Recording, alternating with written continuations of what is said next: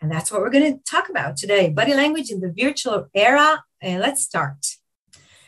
So when we go on camera, our expression skills are limited. Therefore, most of our nonverbal messages that we use intuitively, they narrow down. In fact, we have limited time in this foreign media to achieve our goals. And that's why we should be as accurate as we can, and we should maximize all the tools that we have. And I want to tell you that there are quite a lot of tools. Studies show that even before a person in front of us notices if we put on makeup or what we choose to wear, subconsciously, they'll notice the background and they'll pick up on the vibe that it's giving.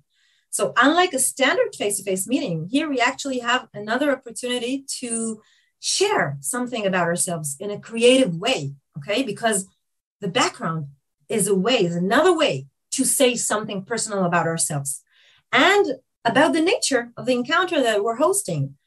So my advice is, first of all, place the camera in a venue that you like at your home or your office, okay? It's supposed to be fun for you to look at it. And we all have one. And if you don't have one, it's an excellent opportunity to create a space that presents the atmosphere that you wish to deliver. The atmosphere is a big part of the persona that you're exposing on screen.